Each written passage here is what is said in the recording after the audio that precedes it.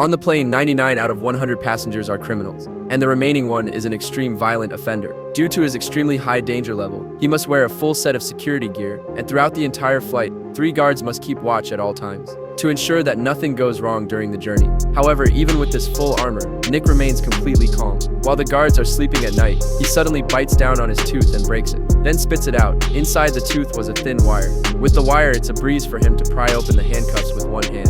However, just as he was halfway through, the rear of the plane suddenly exploded violently. It blew a huge hole in the plane, and this was something he had already predicted. Taking advantage of the chaos, Nick freed himself from all his restraints. By the time the guards noticed something was wrong, he was already standing up, but by then the plane's situation was worsening rapidly. The pilot had no choice but to initiate an emergency landing procedure.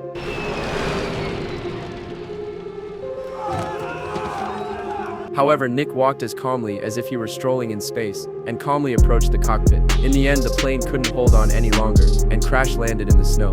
After a brief slide, the plane successfully crash-landed. However, all the criminals on the plane had escaped their seats. After the local police station received the emergency call, they quickly sent a helicopter to the crash site. But when the helicopter landed, the sheriff saw nothing but wreckage. All the prisoners on the plane had escaped. After a thorough search by several officers, they found one survivor.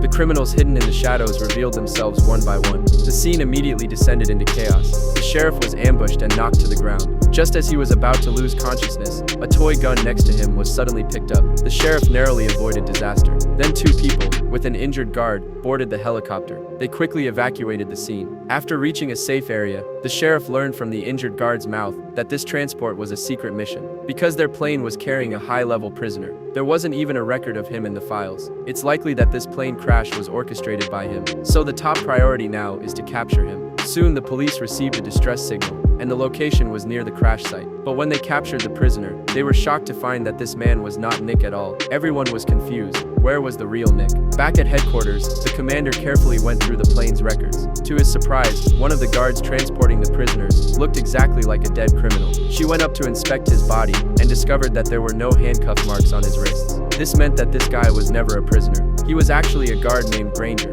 The real Nick had already changed his clothes. The sheriff quickly called the hospital to inform them that the guard they just sent to the hospital was actually a top-tier criminal. However, at that moment, the real Nick had already torn off the bandages covering his eyes. Stay tuned for the next part of the story.